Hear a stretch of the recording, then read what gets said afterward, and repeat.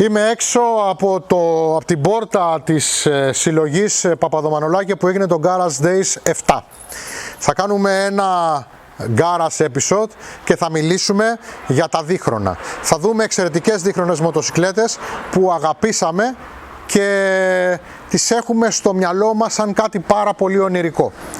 Θα ξεκινήσω εδώ απ' έξω με την αρχαιότερη όλων, αν και το συγκεκριμένο μηχανάκι είναι από την δεκαετία του 40, υπάρχει στη ζωή μας από την δεκαετία του 10. Είναι η πρώτη γρήγορη δίχρονη μοτοσικλέτα. Είναι η πρώτη μοτοσικλέτα που κέρδισε αγώνες. Συγκεκριμένα είναι ένα δίχρονο δικύλινδρο υδρόψυκτο, το ξαναλέμε, με περιμετρικό πλαίσιο, το οποίο κέρδισε το 1912 και το 1913 το TT Isle of Man. Έτσι έγινε η πρώτη δημοφιλής και εμπορικά πετυχημένη, αλλά και αγωνιστικά πετυχημένη μοτοσικλέτα. Εδώ την βλέπουμε στην τελευταία της έκδοση του 1947, που έχει προχωρήσει φυσικά σε υποδύναμη. Από τα 7 άλογα έχουμε πάει στα 35 σχεδόν άλογα και φυσικά έχει βάλει αναρτήσεις και φρένα, πράγματα τα οποία δεν υπήρχαν στις μοτοσικλέτες το 1912 και το 1913. Φανταστείτε δηλαδή ότι με μια τέτοια μοτοσικλέτα, με τη διαφοροποίηση ότι το τεπόζιτο αντί για εδώ ήταν εδώ και τα άλογα ήταν λιγότερα, η τελική ήταν μόλις 110 χιλιόμετρα τότε, σε έναν χωματόδρομο που τον ονομάζαμε πίστα τότε στο Isle of Man, κάποιος κέρδιζε. Και φυσικά και οι άλλες μοτοσικλέτες δεν ήταν διαφορετικές, το ίδιο ήταν. Λοιπόν, με αυτήν τη μοτοσικλέτα που ανήκει στο Republic Motorcycle Hellenic Museum, στον Τάκη το Μαριολόπουλο, ξεκινάμε την περιήγησή μας στο μαγικό κόσμο της δίχρονης σπορ μοτοσικλέτας. Δεκαετία του 70, η εποχή της αερόψυξης και των παραπάνω του ενός κυλίνδρων. Είναι σημαντικό να πούμε ότι εκείνη την εποχή η Suzuki και η Kawasaki αντιμετωπίζουν κυρίως η μία την άλλη. Η Yamaha έχει την σειρά RD και τους πρόγονούς της, αερόψυκτα πάντα μιλώ, τα οποία δεν έχουν ιδιαίτερη επιτυχία. Το αυτό συμβαίνει και για τις πρώτες σειρές της Honda, αλλά έχουμε στους μικρούς κυβισμούς μια μεγάλη επιτυχία της Suzuki και στους μεγάλους κυβισμούς μεγάλη επιτυχία της Kawasaki, αν και στο παγκόσμιο πρωτάθλημα τα πράγματα είναι ανάποδα. Εδώ λοιπόν σε αυτό το πλάνο βλέπουμε μια πάρα πολύ επιτυχημένη μοτοσικλέτα, την καλύτερη superbike της εποχής, ανεξαρτήτως χρόνων, ανεξαρτήτως κυλίνδρων, ανεξαρτήτως κυβισμών, το Kawasaki, το KITA, το 500. Τρικύλινδρο, εξαιρετικό, το έχουμε σε βίντεο από μόνο του και σε συγκριτικό με το KZ, επιδόσεις, άνεση, ο αναβάτης είναι πάνω άρχοντας. Τις μυθολογίες που λένε για τις χήρες και τις οδοχήρες, άστε τις, ο αναβάτης πάνω είναι άρχοντας. Προφανώς και τα φρένα είναι καλά για την εποχή, αλλά δεν είναι καλά για σήμερα. Θα παρατηρήσετε όμως τώρα εδώ πέρα ότι μπροστά από το Kawasaki το 500, που είναι καλύτερο από το Kawasaki το 7,5, έχουμε δύο μικρά. Έχουμε το αντίστοιχο KITA 250 και το Suzuki το X5. Το ένα είναι του 1975, το άλλο είναι του 79, αυτό είναι του 76. Γενικά πάνω κάτω τα ίδια πράγματα είναι, με την ίδια τεχνολογία. Εδώ όμως έχουμε 3 κύλινδρους, εκεί έχουμε 2 κύλινδρους αερόψυκτους και αυτή είναι μια εξαιρετικά πετυχημένη μοτοσικλέτα. Η γενιά GT 175, 200, 250 τη Suzuki, εν αντιθέσει με τα 500 της και τα 7,5 της που ήταν και υδρόψυχτα, είναι μια πετυχημένη γενιά. Όλοι τα χρησιμοποιούν. Ο Ρον Χάσλαμ κάνει track days στην Αγγλία και διδάσκει με τέτοια μηχανάκια. Είναι ένα εξαιρετικά πετυχημένο μηχανάκι. Οπτικά μην το βλέπετε, είναι μεταποιημένο, έχει γίνει πιο αγωνιάρικο. Άμα το είχαμε αφήσει στην ησυχία του θα έμοιαζε περίπου σαν αυτά στο σουλούπι, μην νομίζετε δηλαδή, μη σας εντυπωσιάζει το πώς είναι. Αλλά αυτό που θέλω να σας δείξω είναι πως αυτή που είναι 250 κυβικά μοτοσικλέτα είναι σχεδόν ίδια σε μεγέθη με αυτήν που είναι 500. Κοιτάξτε. Το βλέπετε, το μηχανάκι είναι ίδιο. Και αντιστοίχως, κοιτάξτε πόσο μεγαλύτερο είναι αυτό το 2,5 από αυτό. Είναι δηλαδή προφανές ότι αυτό θα είναι το πιο πετυχημένο. Γιατί αυτό είναι βαρύ. Έτσι. Λοιπόν, αυτή είναι η εποχή της αερόψυχτης που σύντομα θα αρχίσει να τελειώνει όταν θα έρθει το πρώτο RD. Η πρώτη μοτοσικλέτα πετυχημένη, ευρείας παραγωγής με υδρόψυξη. Στη νεότερη εποχή, γιατί παλιά είπαμε. Τα 350 κυβικά ήταν σημαντική κατηγορία στο Παγκόσμιο Πρωτάθλημα Ταχύτητας. Κάποια στιγμή κατά τη δεκαετία του 70 είχαμε ένα απεχθές γεγονός, ένα παράξενο ατύχημα όπου έμπλεξαν τα 250 με τα 350 κυβικά μέσα στην πίστα και δύο από τους καλύτερους αναβάτες όλων των εποχών, ο Παζολίνη που ίσως να ήταν ο μεγαλύτερος όλων των εποχών, αλλά και ο πολυπαγκόσμιος πρωταθλητής Ζαρνό Ζαρινέν σκοτώθηκαν έχοντας ατύχημα μεταξύ τους. Έτσι σιγά σιγά άρχισε να μαζεύεται η κατηγορία και να αφήνει τη σκητάλη στα 250 κυβικά μόνο. Τα Yamaha όμως, τα RD, τα οποία ήρθαν στη σειρά, ήταν οι μοτοσικλέτες οι οποίες δώσανε πολλά ενιαία πρωταθλήματα σε πάρα πολλές χώρες. Ενιαία, RD3,5. Ή γενικά πρωταθλήματα, 350 δίχρονα, 500 κυβικά, 550 τετράχρονα μαζί. Για ποιο λόγο? Για να λάβουν μέρος τα RD τα 3,5 και να συναγωνιστούν τα ZBZ τα 550, τα οποία ήταν τα ακριβώς αντίθετα μηχανάκια, ήταν οι ανταγωνιστές της εποχής. Η οικογένεια των RD ξεκινάει από τη δεκαετία του 70, δεν είναι πετυχημένη, είναι αερόψυχτη. Το πρώτο RD 3,5, αν θυμάμαι καλά, έρχεται το 1973, αερόψυχτο δικύλινδρο. Είπαμε και προλίγου στα αερόψυχτα δεν τα πήγαινε και καλά η Yamaha τότε. Αλλά σιγά σιγά θα υπάρξει το RD το 2,5 το υδρόψυχτο, το LC, το οποίο ταμπουράκι δισκόφρενο, θα γίνει 2 δισκόφρενα ταμπουράκι, θα γίνει 3,5 και τελικά θα γίνει RD 350 UPVS. UPVS, Yamaha Power Valve System, το οποίο είναι ένα σύστημα το οποίο ρυθμίζει το καύσιμο. Δηλαδή, είναι ένα σύστημα το οποίο βοηθάει τη μοτοσικλέτα να έχει καλύτερη κατανομή της ισχύς της. Η μοτοσικλέτα λοιπόν αυτή ζυγίζει 141 κιλά κενή, πάρα πολύ καλό νούμερο. Έχει ένα δικύλινδρο κινητήρα ο οποίος αποδίδει 59 άλογα στις 9.000 στροφές. Έχει μια 40 NM. Είναι ένα μηχανάκι το οποίο εκείνη την εποχή δεν έκανες μόνο σπορ, έκανες και ταξίδι. Είναι ένα μηχανάκι άνετο, κάθεσαι πάνω άνετα. Καθίζει και δεύτερος αναβάτης πάνω και πηγαίνεις με ασφάλεια από το σημείο Α στο σημείο Β.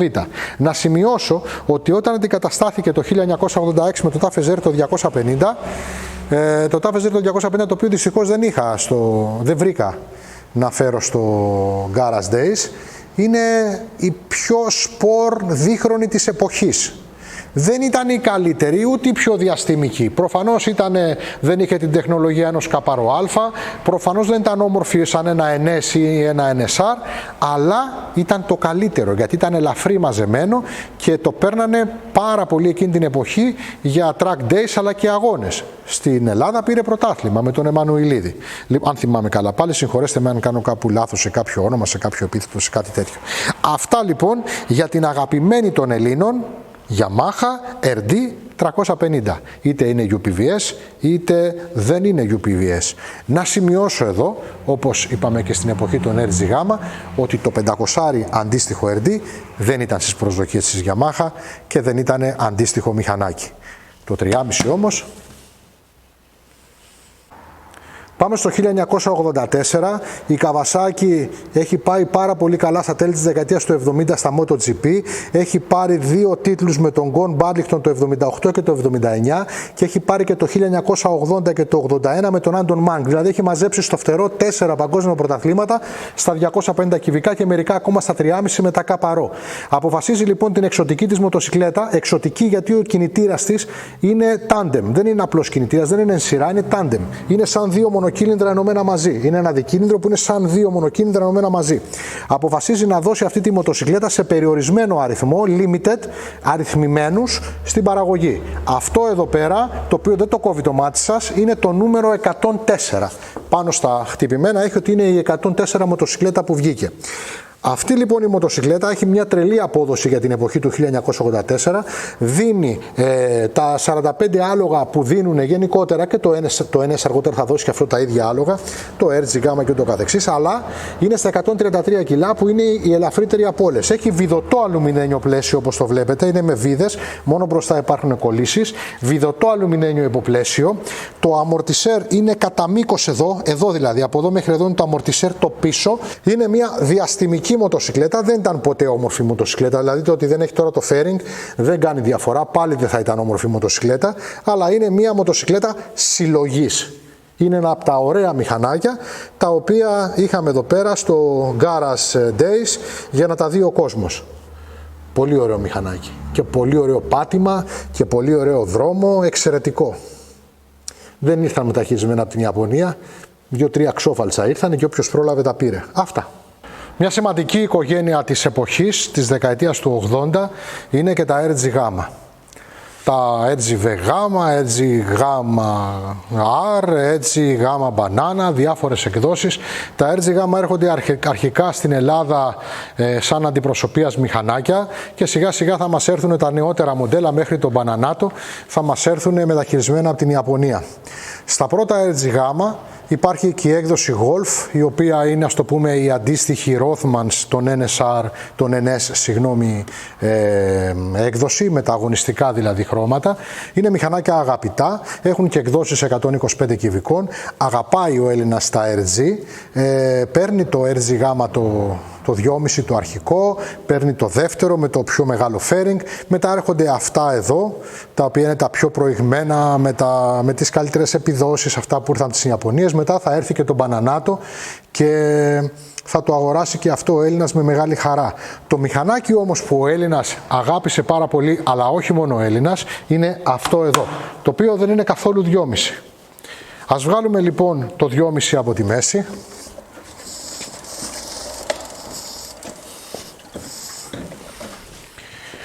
Και ας μείνουμε τα δυο μας με αυτή την εξαιρετική μοτοσυκλέτα. Αυτό είναι ένα RG 500G. Είναι μια μοτοσυκλέτα εξαιρετική. Είναι το γρηγορότερο δίχρονο μηχανάκι το οποίο κυκλοφόρησε στους δρόμους. Το RG 500G δεν είναι ακριβώς έτσι. Εδώ έχουμε ψαλίδι και εξατμίσεις από τον Bananato 2,5 και αντίστοιχα μπροστινό σύστημα. Οπότε αγνοούμε αυτά τα δύο κομμάτια και προχωράμε στην υπόλοιπη μοτοσυκλέτα. Είναι μία από τις δύο μοτοσυκλέτες οι οποίες ήρθε η αγωνιστική τεχνολογία των Παγκοσμίου Πρωταθλήματος Ταχύτητας στο σπίτι μας. Είναι η μοτοσυκλέτα που προσπάθησε η Suzuki να επικαρπιστεί σε πωλήσεις στις νίκες της. Το RGB, όπως είναι το αγωνιστικό μηχανάκι, πήρε πρωτάθλημα το 1981 με τον Μάρκο Λουκινέλη και με τον Φράνκο Ουτσίνι το 1982. Άρα θα ήταν απόλυτα φυσικό να εκμεταλλευτεί αυτές τις νίκες η Suzuki και να μας δώσει αυτό το μηχανάκι το οποίο κυκλοφόρησε το 1985 και το 1987. Είναι 498 κυβικά και αποδίδει 95 άλογα στις 9.000 στροφές, ενώ έχει 72 Nm. Η πραγματικότητα τώρα είναι ότι αυτή είναι μια εξαιρετική μοτοσυκλέτα. Σας το λέω γιατί το έχει φάει το πετσί μου. Εγώ είχα την ατυχή επιλογή να πάρω RD500, μια V4 μοτοσυκλέτα, η οποία φυσικά δεν πούλησε λογικά αντίστοιχα με αυτήν, αν και θα ήθελα σήμερα να την έχω γιατί έχουν αλλάξει οι εποχές, αλλά όποτε έβρισκα ένα RGG500 με είχε για πλάκα. Η μοτοσυκλέτα δεν ήταν καθόλου καλή συγκριτικά με το RGG που ήταν πάρα πολύ γρήγορο, πατούσε πάρα πολύ καλά και ήταν μια εξαιρετική επιλογή. Και φυσικά ήταν ακριβότερη, γιατί αυτή η μοτοσυκλέτα δεν έχει ένα απλό κινητήρα, έχει ένα κινητήρα U, δηλαδή είναι σαν να είναι δύο δικύλινδροι κινητήρες μαζί και όχι ένας V4 που είναι το RD. Είναι σαν να είναι δύο δικύλινδροι κινητήρες μαζί, είναι U, είναι tandem, έχει δισκοβαλβίδες, είναι απίστευτη η απόδοσή της, έχει πάρα πολύ καλή εξοικονόμηση καυσίμου, δηλαδή προσπαθεί και το καίει όλο της το καύσιμο. Η δισκοβαλβίδα είναι πολύ πιο ακριβή από μια παεροβαλβίδα, ένα UPVS, δηλαδή ένα κάτι τέτοιο, αλλά έχει πολύ καλύτερη απόδοση. Είναι μια μαγική μοτοσυκλέτα με περιμετρικό αλουμινένιο πλαίσιο εκείνη την εποχή, μια μοτοσυκλέτα που χαίρεσαι να τη βλέπεις στο δρόμο, χαίρεσαι να την καβαλάς και την ευχαριστιέσαι. Ένα πραγματικά καλό μηχανάκι. Το πιο γρήγορο δίχρονο της εποχής της δεκαετίας του 80 αλλά και του 90, γιατί μετά σταμάτησαν να υπάρχουν δίχρονα.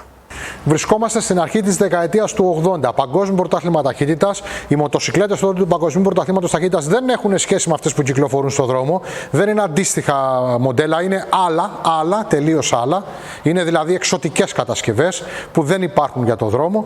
Και εκείνη την εποχή λοιπόν έχουμε την Honda με τη Yamaha που έρχονται σιγά σιγά να μπουν στο παιχνίδι. Αναβάτες εξαιρετικοί στα 250 και στα 500 κυβικά. Freddie Spencer, Carlo Navando, Eddie Lawson, ταυτόχρονα μια φουρνιά από πίσω που φεύγει, Barry Sin, Kenny Roberts, χαμός γίνεται, ο Ράντι Μάμολα, είναι απίστευτοι οι αναβάτες όλοι.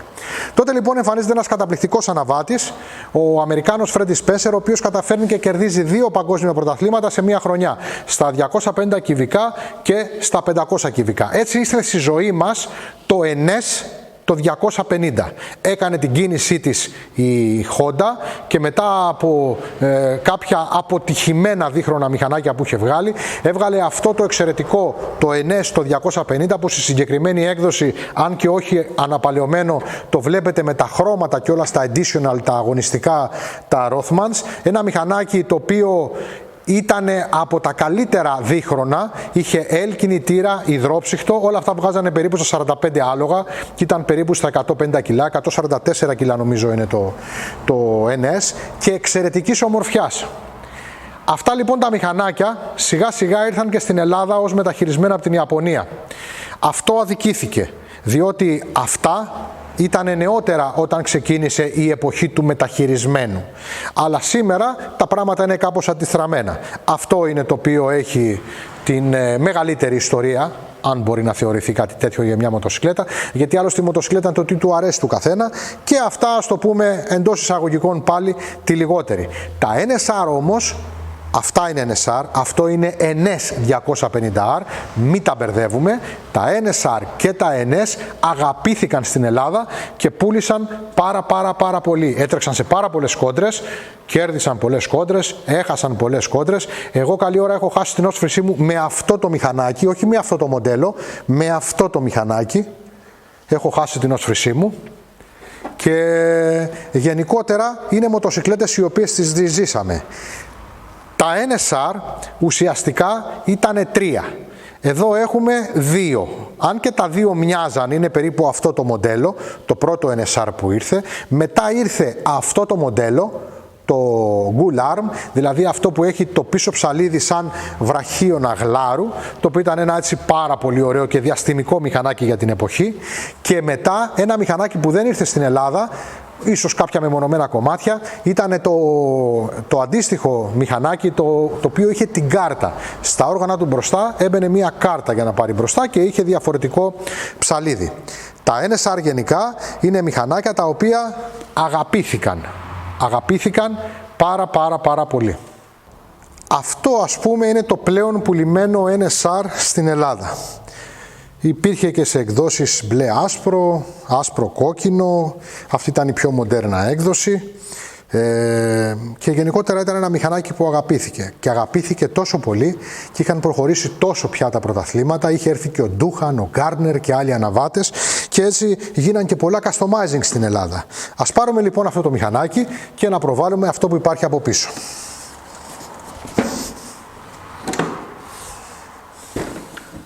Σίγουρα κάποιος πιστεύει ότι πρόκειται για άλλη μοτοσυκλέτα, ότι είναι κάποιο αγωνιστικό Repsol ή, όπως λέει η μυθολογία στην Ελλάδα, κάποιο NSR 500 που είχε ο γείτονας που ήταν στα καράβια και ήρθε ένας παλιατζής και το πήρε και το πέταξε.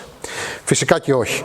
Είναι ένα NSR 250 ίδιο ακριβώς με το προηγούμενο, το οποίο είναι βαμμένο Repsol με τα αγωνιστικά χρώματα της Honda, με τα αυτοκόλλητα του HRC απάνω, και είναι ένα πείμα στο όσο αφορά το customizing του βαψίματός του. Για την ιστορία να πούμε ότι εκτός από τα 250 τα NSR υπήρχε και το NSR το 400, το οποίο ήταν ένα τρικύλινδρο μηχανάκι άγκρος αποτυχημένο και κακό, και φυσικά ποτέ δεν υπήρξε στην παραγωγή ούτε NS ούτε NSR 500. Το NSR το 500 και το NS το 500 ήταν μια αμιγώς αγωνιστική μοτοσυκλέτα της Honda, και οι κάποιες λίγες που υπάρχουν είναι σε μουσεία και σε πάρα πολύ μεγάλες συλλογές. Οπότε σας βεβαιώ ότι κανένας θείος σας και κανένας γείτονας που είναι στα καράβια δεν είχε NSR 500 ποτέ, και κανένας παλιατζής ποτέ δεν πήρε κανένα NSR να το πετάξει. Δίχρονη σπορ μοτοσυκλέτα μας πάει στο μυαλό μας το RGG το 500, το Κάπαρο Α για αυτούς που ξέρουν παραπάνω πράγματα και τέτοια πράγματα. Δεν είναι όμως έτσι η πραγματικότητα. Γιατί και αυτά τα δύο ταπεινά μηχανάκια εδώ πέρα που τα έχει μισή Ελλάδα ήταν σπορ μοτοσυκλέτας. Φανταστείτε τι ήταν να είσαι πιτσιρικάς και να έχεις ένα RD 125 στα μέσα της δεκαετίας του 80 ή ακόμα και να είσαι και 25 και 26 χρόνων. Είναι ένα μηχανάκι το οποίο χωρούσε άνετα δύο ανθρώπους, είχε 20 άλογα, μπορούσες να κάνεις ό,τι γκαγκουριά μπορεί να φανταστείς με τα 20 άλογα. Ειδικά άμα το πείραζες και λίγο έβγαζε και κάτι της παραπάνω και ήσουν ένας ευτυχής άνθρωπος με το ωραίο σου το φεριγκάκι, με τα ρολογάκια σου μπροστά, με το στροφόμετρό σου, ήσουν ευτυχής. Ζούσες όλη μέρα με αυτό το μηχανάκι και μπορούσες να πας ακόμα και να τρέχεις στα τυμπάκια και στα διάφορα ας πούμε αεροδρόμια της εποχής.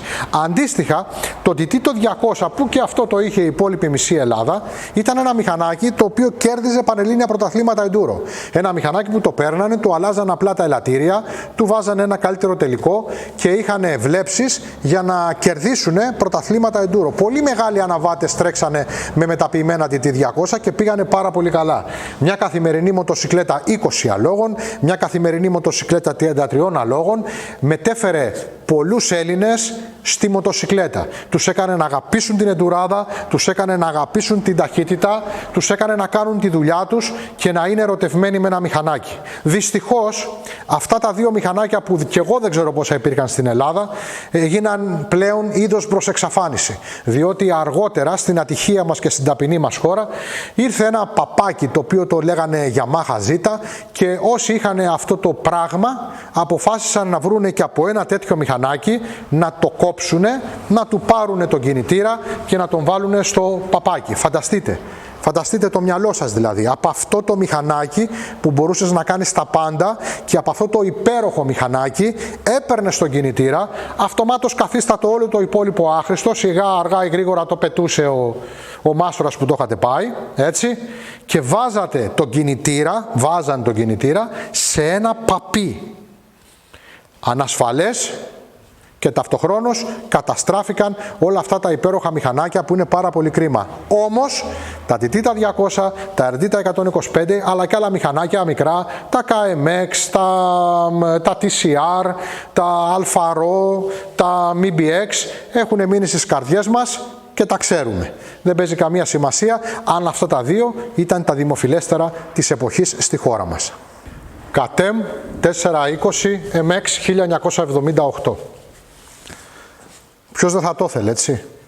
Μιλάμε ότι είναι όλη η παλιά κουλτούρα, όλη η φιλοσοφία μιας μοτοσυκλέτας από τα 70's. Κτηνώδες ύψος, πρέπει να είσαι πολύ για να κάτσεις πάνω. Κτηνώδες κινητήρας, αερόψυχτος, μονοκύλινδρος, είναι από τις προσπάθειες της πρώτης της KTM να κάνει κινητήρες. Ήδη χρησιμοποιεί κινητήρες Rotax, αλλά φτιάχνει και μερικούς δικούς της εκείνη την εποχή. Έχει κάποια πρωταθλήματα 74, 75, 76 πανευρωπαϊκά και παγκόσμια, οπότε είναι η στιγμή της KTM για να δείξει κάτι. Ένα εξαιρετικό πυρούνι μπροστά, τυπικό, ταμπουράκι, ταμπούρο πίσω, δύο αμορτισέρ και ένα μηχανάκι όνειρο. Είναι αυτά τα μηχανάκια που είχαμε σε αφίσες στα δωμάτια μας. Αυτό το μηχανάκι δηλαδή το είχε σε ένα άλμα, να είναι στον ουρανό, να κρέμονται οι αναρτήσεις, όπως καταλαβαίνετε όταν ήταν κρεμασμένο όπως είναι τώρα εδώ πέρα πάνω στο stand, φαινόταν ακόμα πιο τεράστιο το μηχανάκι. Ήταν ένα μηχανάκι ονειρεμένο. Ποιος δεν θα το ήθελε, έτσι. Και φανταστείτε τότε ήταν και τα Husqvarna, τα 500, τα CR, ήταν τα Can-Am, ήταν τα Attack, τα Penton, γιατί Penton συνεργαζόταν με την KTM τότε. Ήταν απίστευτα μηχανάκια, οι Montese ή τα 7, τέτοια ήταν τα μηχανάκια, τα Zax Simonini, τα Zax Hercules, τα 2,5 με τα 7 κυβότια. Ήταν η εποχή του γαϊδουριού. Αν το μηχανάκι δεν είχε σέλα στο ύψος σέλας γάιδαρου, μεγάλου γάιδαρου, λεβεντογάιδαρου, Έλληνα γάιδαρου, όχι αυτά τα γκρι που βλέπετε στα κινούμενα σχέδια, λεβεντογάιδαρου, καφέ ελληνικού, τότε δεν ήταν μηχανάκι, δεν ήταν χωματερό. Προσέξτε τώρα πόσο αλλάζει η φιλοσοφία της μοτοκρός μοτοσυκλέτας σε πολύ λίγο χρόνο. Κοιτάξτε τα μπροστινά συστήματα. Έχουμε μια μοτοσυκλέτα του 94 εδώ, ένα κατέμ του 94, άσπρο και αυτό. Θα μπορούσε να είναι και του 88, δεν θα έχει καμιά διαφορά σε σουλούπα είναι το 88 και σε εξοπλισμό. Και ένα του 78. Δηλαδή ουσιαστικά έχουμε 10 χρόνια διαφορά. Δείτε τώρα διαφορές. Αυτό έχει συμβατικό πυρούνι και ταμπούρο. Αυτό έχει ανάποδο πυρούνι και δισκόφρενο. Αυτό έχει αερόψυχτο κινητήρα.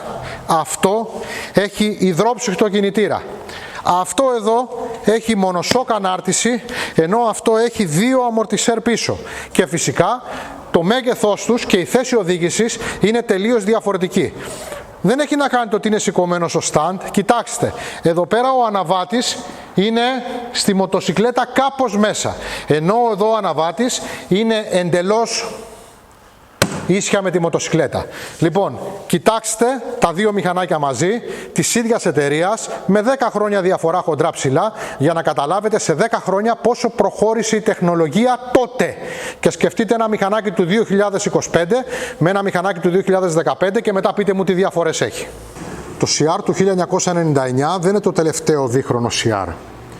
Είναι όμως ένα μηχανάκι το οποίο παντρεύει δύο εποχές. Ένα μηχανάκι το οποίο έχει ακόμα δίχρονο κινητήρα και φέρει περιμετρικό αλουμινένιο πλαίσιο. Είναι μία μοτοσυκλέτα με τέχμιο. Μία μοτοσυκλέτα πάνω στην αλλαγή από τα τυπικά δίχρονα σαν το κατέμ το 2,5 που είδαμε προλίγου στην καινούργια γενιά με τα τετράχρονα, τα οποία σήμερα που κάνουμε αυτό το βίντεο ήδη οι εταιρείες έχουν αρχίσει και τα αντικαθιστούν πάλι με δίχρονα και αρχίζουν να μοιάζουν πάλι έτσι. Να μην πω όπως το κατέμ που δείξαμε προλίγου με σιδερένιους σκελετούς. Λοιπόν, αυτή είναι η αλήθεια. Η τεχνολογία του motocross έκανε ένα κύκλο και γύρισε πάλι εκεί πέρα που ήταν. Έτσι σήμερα 2025 οι μοτοσυκλέτες μπορεί να μην είναι πια αερόψυχτες, αλλά είναι δίχρονες, σιδερένια πλαίσια και μοιάζουν πολύ με τις μοτοσυκλέτες της δεκαετίας του 90. Να τα λέμε και αυτά για να μην τα ξεχνάμε. Μπορεί ένα σκούτερ να είναι σπορ μοτοσυκλέτα? Και φυσικά μπορεί. Αν δεν είναι αυτό σπορ μοτοσυκλέτα, τότε τι είναι? Λαμπρέτα TV175 μέσα της δεκαετίας του 60 και τα έχει όλα. Η σέλα είναι αντσιλότη, μονοσελιά τροποντινά για τον αναβάτη. Το μηχανάκι φοράει φούσκα. Μπροστά το δισκόφρενό του, έχει δισκόφρενο, είναι μηχανικό, είναι αεριζόμενο. Εδώ στις μανέτες έχει μια μαγκιά της εποχής που ήταν ένα λαστιχάκι με λίγο σαγρέ για να πιάνεις άνετα και να μπορείς να κάνεις τις αλλαγές. Το μοτέρ είναι εξαιρετικά πειραγμένο και είναι ένα μηχανάκι πολύ γρήγορο. Φυσικά τα υδραυλικά μπροστά είναι διαφορετικά, είναι καλύτερα, τα αμορτισέρ πίσω είναι καλύτερο. Με μεταποιήσεις της εποχής είναι εξαιρετική και πολύ γρήγορη μοτοσυκλέτα αυτή η λαμπρέτα του φίλου μου του Δεκανέα. Οι λαμπρέτες τώρα σαν κατασκευές είναι ακριβές, δεν είναι βέσπες. Έχουν σκελετό από μέσα, όλα αυτά που βλέπετε απ' έξω είναι σασί εξτρά, το οποίο σημαίνει ότι έχουμε πάρα πολύ μεγάλη ακαμψία. Ο κινητήρας είναι ακριβώς στη μέση κάτω από τον αναβάτη και δίνει κίνηση πίσω και φυσικά μπροστά έχουμε και από τις δύο πλευρές βραχίονες και υδραυλικά. Ωραία σκούτερ, ωραίες εποχές και δεν είναι τυχαίο ότι κάνανε λαμπρή καριέρα. Βέβαια ήταν ακριβά. Δεν ήταν βέσπες, πήραμε ένα κινητήρα να το βάλαμε στο πλάι και μια ρόδα πάνω και τελειώσαμε. Αλλά είχαν τη χάρη τους. Και οι βέσπες και αυτά. Οι βέσπες γιατί εξυπηρετήσανε φτωχό κόσμο να πάει από το σημείο Α στο σημείο Β επιτέλους. Και αυτά γιατί δώσανε στιγμές ειδονής στους φίλους των σκούτερ. Και όπως ξεκινήσαμε το βίντεο εδώ πέρα έξω με μια μοτοσυκλέτα του Τάκη του Μαριολόπουλου, με μια τέτοια ακόμα θα τελειώσουμε. Πρόκειται για το Motobi, το 175, ένα μηχανάκι αγωνιστικό της δεκαετίας του 60, ένα μηχανάκι το οποίο ουσιαστικά είναι υποδιέστερο σε τεχνολογία με το μηχανάκι που ξεκινήσαμε.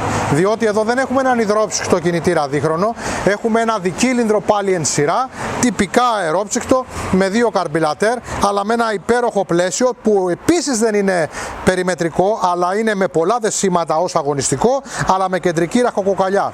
Ένα μηχανάκι όμως το οποίο είναι πείμα. Βλέπεις την τιμονόπλακα πάνω χτυπημένο το νούμερο, το όνομα της Μαρτζόκι, βλέπεις τα δισκόφρενα τα οποία είναι διπλά με δύο έκεντρα από κάθε πλευρά αεριζόμενα, βλέπεις τους θάλαμους κάψης. Είναι ένα μηχανάκι το οποίο έχει όλη την κουλτούρα του δίχρονου κινητήρα κατά τη δεκαετία του 60. Ένα μηχανάκι πείμα, ένα μηχανάκι που το μοναδικό του όργανο ως αγωνιστική μοτοσυκλέτα φυσικά είναι ένα στροφόμετρο και μοναδικό. Ένα μηχανάκι το το οποίο γράφει στο τεπόζιτό του τα πρωταθλήματά του, τα οποία δεν είναι καθόλου λίγα, και ένα μηχανάκι το οποίο έγραψε τη δική του ιστορία. Για όσους δεν ξέρουν τι είναι η Motobi, να πούμε ότι το Motobi, όπως αρχικά είναι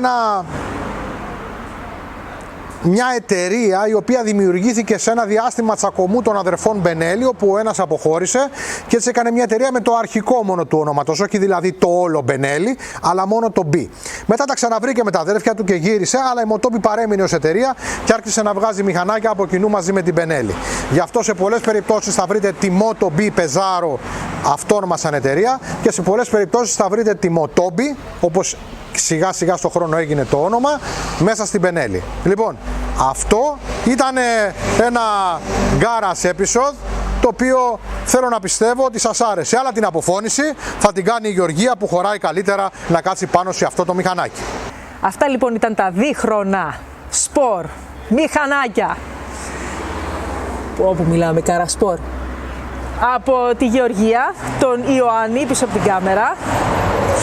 Ευχαριστούμε πάρα πολύ που μας είδατε. Λοιπόν, έχουμε και άλλα βίντεο να δείτε. Πηγαίνετε στο YouTube, στα κόκκινα φεγγάρια Motorcycle Rock Show και δέστε τα. Και μετά θα με θυμηθείτε.